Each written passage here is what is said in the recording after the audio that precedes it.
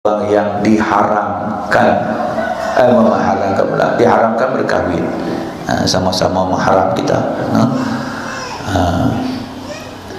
Kata Imam Nawawi rahimahullahu ta'ala dalam syarah Muslim, adapun memandang laki-laki kepada mahramnya dan memandang mahramnya kepadanya, maka yang sahih bahawasanya harus ia pada barang yang sebelah, atas pusat dan bawah lutut. Macam saya sebutkan tadi, sama-sama mahram, adik-beradik.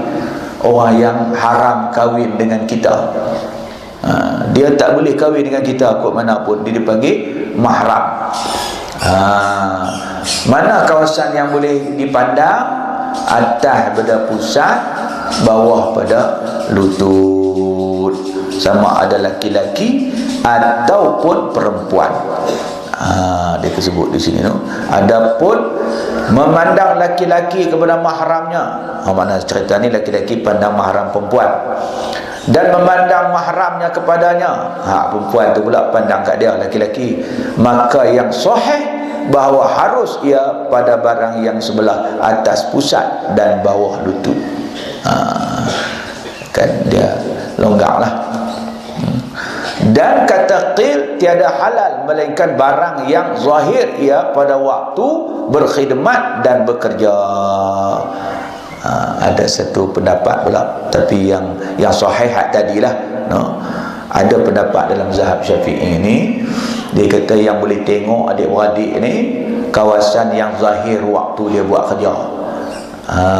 Waktu buat kerja, macam basuh pinggan di sini, tangan sampai sini kan, boleh.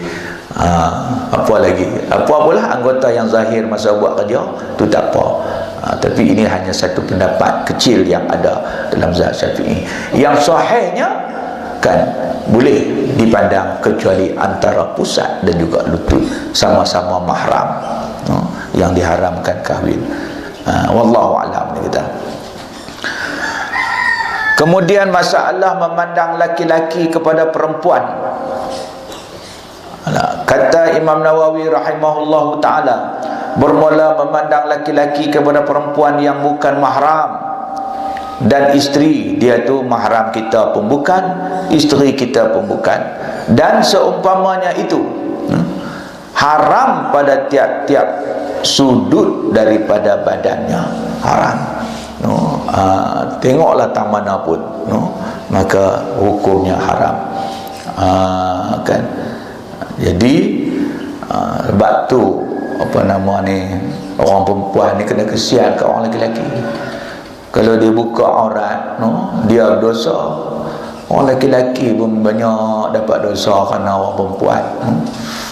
Barangkali lah tuan-tuan, sebab tu pada Isra' Mi'raj, Nabi bila dibawa melawat syurga, melawat neraka, Nabi kata, ra'aitu aktsaru ahliha an-nisa.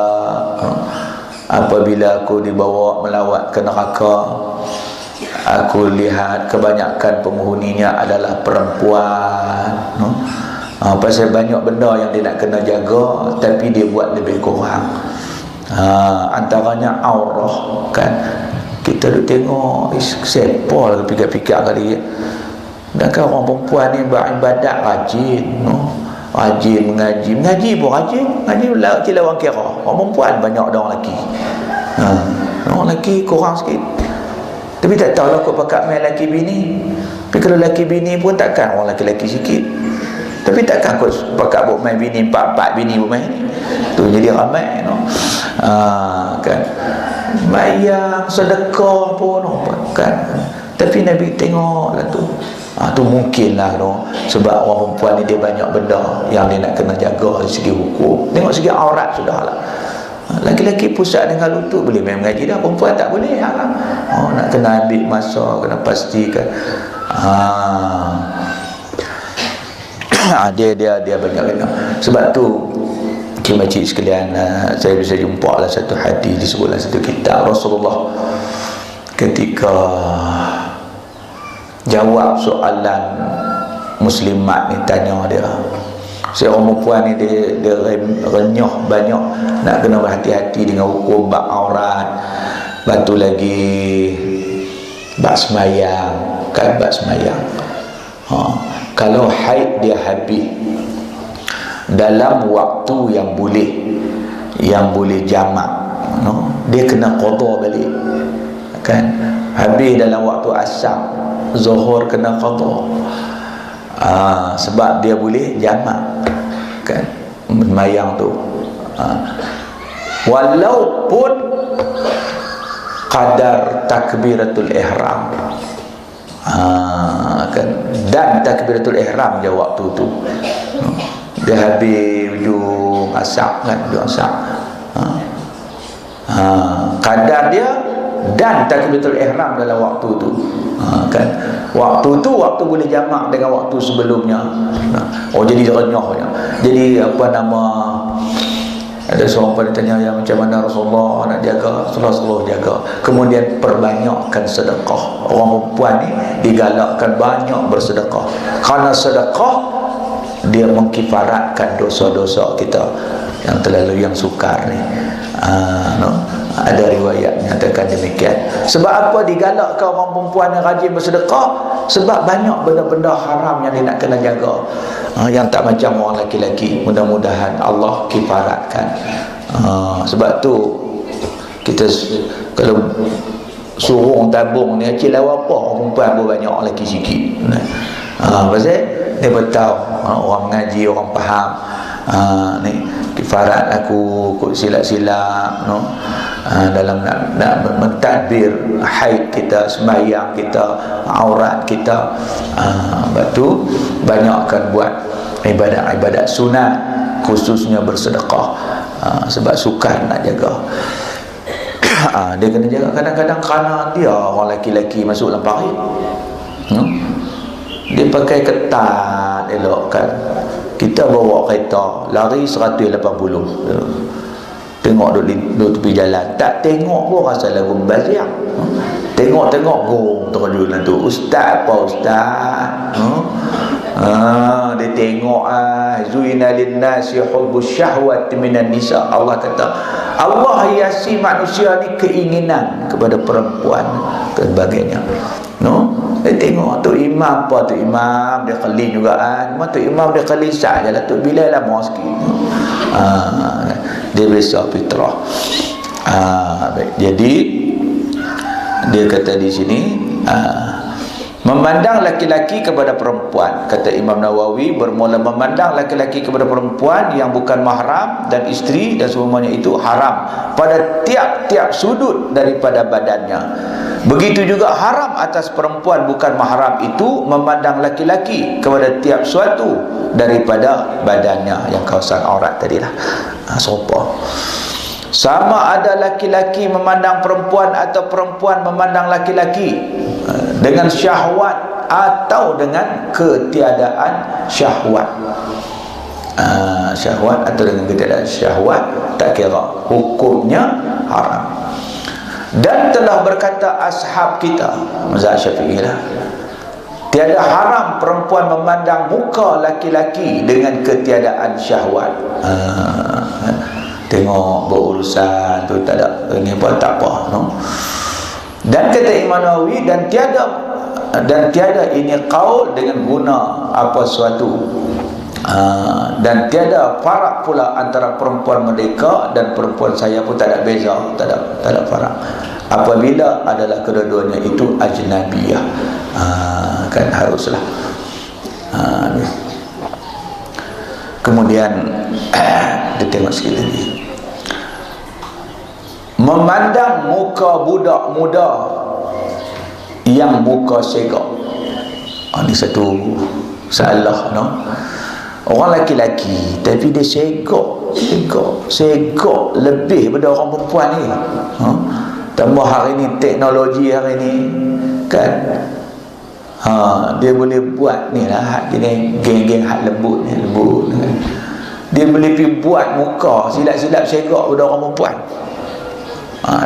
Ada keluar sahabat tu, ratu cantik pondan, tengok tu dia segak pada orang perempuan lagi. Kan dia jadi segak lagu tu. Kan ni pun satu trend pula. dia suka buat gaya bagi lembut, tak boleh. Haram orang lelaki menyerupai perempuan. Ni antara golongan kan yang jauh daripada syafaat Nabi, mendapat laknat. Laki-laki yang menyerupai perempuan, perempuan yang menyerupai lelaki. Tak boleh orang lelaki buat lelaki, bagi perempuan buat bagi perempuan. Kadang-kadang benda ni pun perempuan sekalian, dia salah didikan awal juga ada. Saya biasa tengok tu satu hamba Allah ni seorang, dia anak ramai, 6-7 orang, semua laki-laki. Teringin nak anak perempuan lah Allah. Lama-lama duk tunggu, lepas seorang tak ada laki-laki, tak ada perempuan, tak ada. Anak hak penghabis dia buat bagi perempuan, bagi pakai baju kurung, tahu rambut panjang daripada kecil kan. Ni bila besar jadi sotong hak geng ni. Jadi sotong duk tanya-tanya nama apa? Amran. Cakap bukan main lembut. Hukum tengok wajah orang-orang yang macam itu, yang dimaksudkan budak muda tu pondan lah. Kita kata pondan. Kata Imam Nawawi rahimahullahu ta'ala dalam syarah Muslim, haram atas laki-laki memandang kepada muka budak muda ataupun pondan ni apabila ada ia budak yang cantik, kan, sampai menggoda dan sebagainya lah. Sama ada memandangnya dengan syahwat atau tidak dengan syahwat, dengan keinginan atau tidak dengan keinginan. Sama ada aman daripada fitnah atau takut fitnah. Ada fitnah ke tak ada fitnah ke, tak boleh tengok, kan, sebab menyerupai perempuan. Inilah ia mazhab yang sahih lagi terpilih di sisi ulama yang muhaqqiqin. Tak boleh. Hari ini orang berlakon, dia buat begitu, make up, maharaja lawak, tapi tak apalah, misai dia biar orang nampak boleh gagah kita jantan. Kalau buang sampai kita nampak macam perempuan, tu tak boleh lah. Sepatutnya tak boleh dilakonkan lah orang lelaki lakon watak perempuan, perempuan kot lelaki. Hukum dah jelas, tak boleh. Di sisi ulama yang muhaqqiqin, dia mengatakan haram kita tengok wajah budak laki-laki yang cantik, yang segak. Yang kecantikan tu kalau sifat laki-laki tak apa, ni segak macam perempuan, bahkan lebih daripada perempuan. Raut wajah dia wajah perempuan. Gitu. Dia jangan bukan lelaki handsome lah, tak lagi tengok nampak kawan kita handsome tak tengok lah. Dah, ni maksud dia kata budak muda ni, senang istilah kita, pondan lah. Ni yang muka dia terlalu cantik, yang seratif-ratif perempuan. Telah dinaskan atasnya oleh Imam Syafi'i dan yang pintar-pintar daripada ashab kita mazhab Syafi'i, ulama-ulama dalam mazhab Syafi'i rahimahullahu ta'ala, menyatakan haram juga. Kita tengok golongan ni, dia tenung muka dia, dan dalilnya bahwasanya ia pada makna perempuan. Dia kata pasal apa haram? Pasal dia pada makna perempuan. Tengok dia, memang kita yang tengok ni tak ada nampak, dia anggap memang perempuan walaupun dia laki-laki, kerana bahwasanya diingin orang akan dia sebagaimana diingin orang akan perempuan. Tengok dia tu, keinginan tu macam keinginan perempuan kepada perempuan, maka kita orang laki-laki haram tengok muka dia. Dan rupa elok seperti rupa perempuan. Dia pun sebut rupa elok seperti rupa perempuan. Kena gaya dia make up, kalah orang perempuan. Kalah orang perempuan. Dia boleh pergi buat sebiji je orang perempuan, bagi kita tersilap. Bahkan boleh jadi ada lebih banyak daripada budak muda itu, lebih segak daripada kebanyakan daripada perempuan. lebih sega. Bahkan mereka lebih utama pada haram kerana makna yang lain pula. Kita lebih utama daripada haram. Dan iaitu boleh dapat senang mendapatkan mereka itu daripada jalan jahat akan barang yang tiada boleh dapat daripada seumpama pada perempuan. Kan orang nak guna mereka ni lagi senang kan daripada macam mana yang berlaku masalah sosial laki-laki dengan perempuan. Maka dia tu terlebih haram. Kan pun dah ni. Baik, wallahu alam. Dia kita habis. Okay. Memandang laki-laki akan perempuan dan akasnya, masa manakah yang harusnya? Akas tu sebaliknya, laki-laki pandang perempuan, perempuan pandang laki-laki. Bila yang diharuskan? Kata Imam Nawawi rahimahullahu ta'ala di dalam syarah Muslim, apabila ada hajat yang dibangsakan pada syarak, maka harus memandang laki-laki akan perempuan dan memandang perempuan akan laki-laki. Bila ada urusan-urusan yang diharuskan oleh syarak, kan? Macam mana? Seperti masa berjual beli, kita pergi menyaga. Kan hari ini banyak usahawan, bukan saja laki-laki, perempuan. Orang laki-laki beli kat orang perempuan, orang perempuan beli kat orang laki-laki. Ini mana diharuskan syarak, sebab ada kerja, ada tujuan maslahat hidup. Masa ni boleh kita tengok ni berapa maklum, kan. Ni adik berapa harga adik, bukan berapa harga adik, harga barang tu.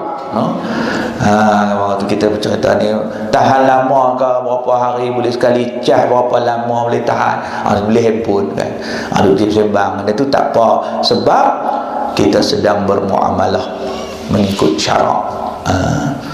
Dan berubat, berubat pun tak apa. Kan aurat kena jaga juga, kan, tapi kita berubat. Misi kata ni Pak Long ni nak kena cucuk, dia pun buka bau dia tak puas tak aurat. Misi kita bukan tam tu, paha Allah aurat doktor. Dia mengaji terlebih kan. Ketika tu darurat, kita nak berubat, kan, kawasan tu diharuskan. Itu masuk dalam keadaan darurat. Kalau lain daripada lutut, pusat dan lutut, kan, misi itu dia boleh tengok lah. Tanggal kawasan lain tu, bila ada hajat kerana nak berubat. Begitu juga sebaliknya. Dan jadi saksi, dan seumpama yang demikian itu, kita jadi saksi. Nak kena tengok ni, orang buat apa, kawat cam, kita boleh tengok. Saya tengok kan, ni bukan masalah kawasan aurat ni, kawasan lain pada aurat pun, bila ada apa nama, kalau perkara penting yang diizinkan oleh syarak boleh. Kalau saja-saja pidu nak merenyeh tu tak boleh. Kita ada tujuan pengurusan hidup dalam hidup kita, boleh. Dia kata macam berubat, jadi saksi, jual beli contoh, termasuk kerja di pejabat, jabat daerah, jabat kesihatan, jabat tanah. Kan orang laki-laki main apa urusan, ketika tu harus. Tetapi haram memandang pada masa itu dengan syahwat. Dia kata walaupun boleh, tapi kalau dengan syahwat jadi haram. Orang laki-laki pergi beli baju Melayu kedai, kan, yang jual itu orang perempuan. Kan kita pun dalam buat urusan beli tu, tengok dia naik semangat. Naik semangat je haram. Kalau tak ada sembang biasa. Sebab tu orang perempuan pun dia kena, janganlah cakap lembut sangat, manja sangat, pakaian pun jangan menggoda. Kalau nak keluar bekerja, kita menyebabkan berlakunya benda yang haram. Kan. Baik. Kerana bahawasanya hajat itu mengharuskan memandang, kerana hajat kepadanya. Dan ada pun syahwat, maka tiada hajat kepadanya. Mana boleh pergi naik syahwat kat orang tentu halal? Sebab tu haram. Kalau nak pergi muamalah, nak berurusan, itu memang keperluan. Kan? Kalau syahwat, dia bukan tempat dia untuk keperluan dia di situ. Sebab tu kalau dia ada perasaan itu, maka dia boleh membawa kepada haram. Kalau takat nak berurusan, dia nak bincang soal projek, soal apa semua, antara lelaki perempuan, itu tak ada masalah, sebab dia diharuskan oleh syarak. Jangan kan kerana syahwat. Dan berkata ashab kita, juga mazhab Syafi'i lah yang kata ashab kita, bermula memandang dengan syahwat itu haram atas tiap-tiap seorang, lain daripada orang lelaki isteri dan penghulu kepada hamba dia tadilah, hingga haram atas seorang itu memandang kepada ibunya dan anaknya yang perempuan dengan syahwat, wallahu a'lam, sekalipun adik-beradik dia, tapi dengan syahwat, maka dia kata haram.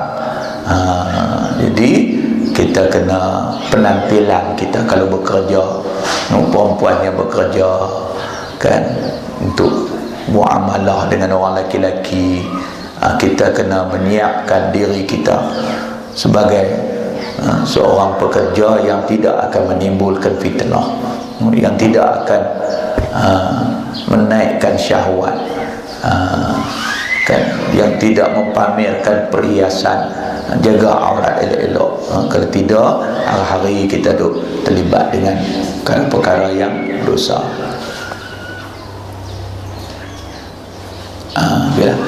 Kemudian sikit lagi, membuka aurat di tempat tidak ada orang, apa hukumnya? Dia ulah hadis tadi. Kata Imam Nawawi rahimahullahu ta'ala di dalam syarah Muslim, membuka laki-laki akan auratnya di dalam tempat sunyi, tidak ada orang, sekiranya tiada dilihat oleh orang-orang lah, bukan orang-orang mengikut istilah hari ini. Kalau hari ini orang-orang tu hak duduk tengah bedang, hak duduk tu, hak duduk bertopi, orang-orang ni manusia lah. Ini kata manusia. Mana dia tadi tu? Ada padanya tafsir, ada perhalusan sikit, iaitu jika ada ia kerana hajat, nescaya harus ia kita buka aurat seorang-seorang di tempat tak ada orang. Kalau ada hajat harus. Dan jika ada ia bukan kerana hajat, maka padanya khilaf ulama pada makruhnya dan haramnya. Kalau saja-saja nak tengok, dia ada khilaf. Ada ulama kata harus, makruh, ada yang kata haram. Dan bermula yang asahnya di sisi kita, iaitu haram, dia kata. Saja-saja tengok kita sendiri. Dan tersebut dalam syarah Ihya Ulumuddin telah berkata sahibul Jakhair, harus membuka aurat itu dalam tempat sunyi kerana sekurang-kurang maksud. Boleh, walaupun maksud tujuan tu sikit. Apa dia? Dan tiada disyaratkan berhasil hajat, katanya. Tak ada hajat pun boleh. Ada juga pendapat menyatakan